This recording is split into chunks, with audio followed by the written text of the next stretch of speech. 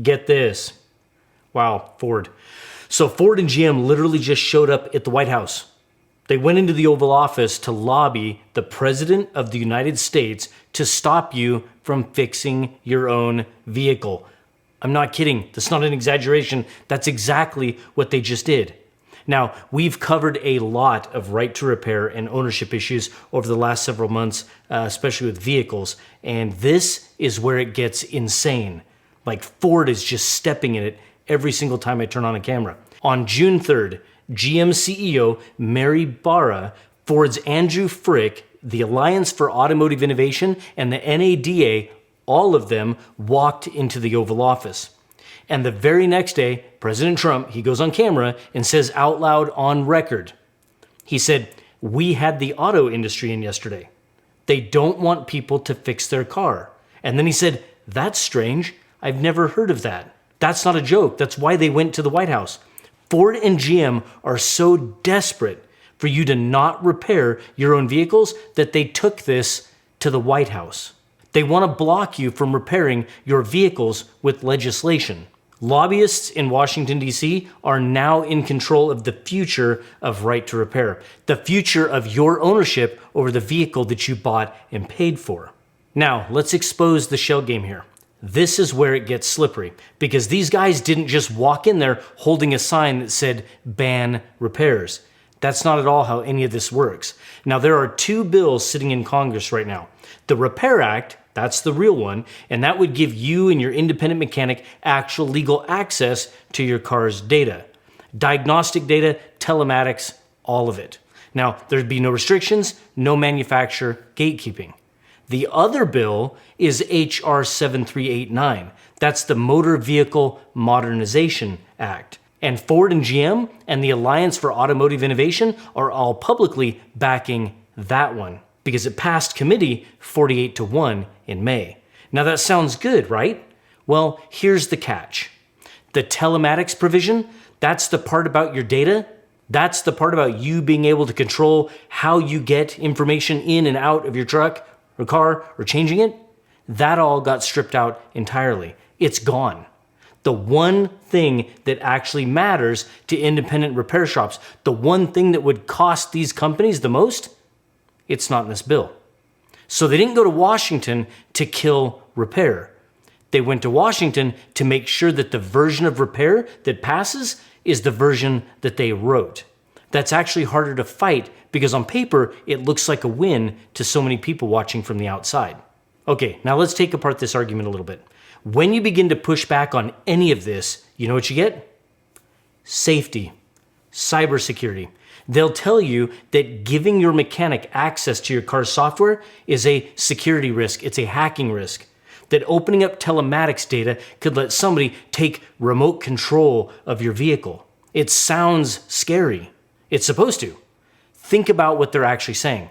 They're worried you might repair your own vehicle incorrectly. Maybe repair it and sell it, and the next owner won't know. That's literally their argument. But the truth is, that's not Ford's problem. It has never been Ford's problem. People have been buying things, fixing things, and selling things since before Ford's existed. That's what ownership means. You buy it, it's yours, and you decide what happens to it. Ford doesn't get to redefine that because software is now involved. Now, the FTC apparently studied this. Cybersecurity experts studied this. What they actually found was that attacks on connected vehicles come from poor software quality and poor device security, not because a mechanic in Seattle, Washington has access to your OBD port. And when automakers tried to use this same argument to fight Massachusetts' right to repair law in court, they pointed to federal regulations that supposedly required them to lock down the data. The court went looking for those regulations. They didn't exist. They were citing laws that had never even been written. Oh, and this is rich. These same companies that say that they can't share your diagnostic data with your mechanic, they're selling your driving behavior data to Verisk and LexisNexis so that your insurance company can raise your rates. And we covered that in a previous video. And they're doing all of that without even telling you, without even asking you. They'll sell it to a data broker, but they won't hand it to the guy that you trust to change your brakes. Okay, so now let's connect this to the larger IP control argument. This isn't just about cars. I've been saying for a while now that what we're watching across all of these fights, whether it's your 3D printer, your tractor, your car, or your truck, this is a war on who gets to sit between you and the thing that you own. That's the real asset. Not the vehicle. It's not the part. It's the layer of control between you and that object. John Deere figured this out years ago. You buy a $500,000 combine. You own the metal. But John Deere owns the software. You can't fix it yourself. You can't even have your local guy fix it. You wait for their technician. You pay their rate. You work on their timeline. And their timeline doesn't matter when it's harvest time for you. Ford and GM are trying to build the same model. Your car has a security gateway. That gateway decides what data leaves the vehicle and who gets it. Right now, they're saying that the gateway is for your safety. What it's actually for is making sure that every repair dollar flows through an authorized dealer.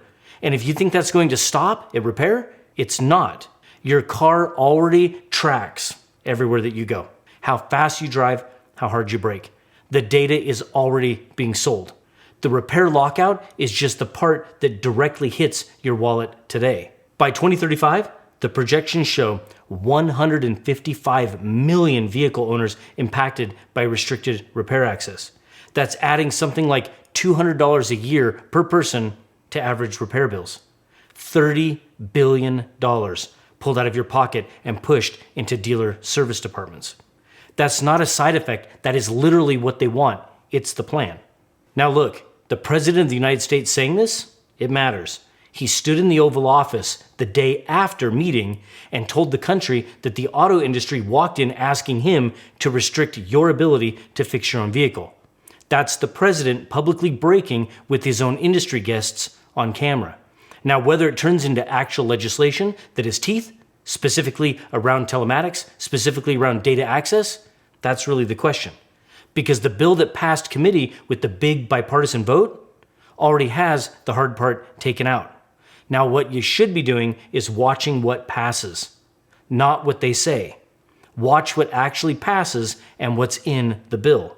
Because if they were desperate enough to walk into the White House to get this, they aren't going to give up and just walk away. The future of vehicles and ownership are at stake, and their vision of what that looks like depends on you not owning anything.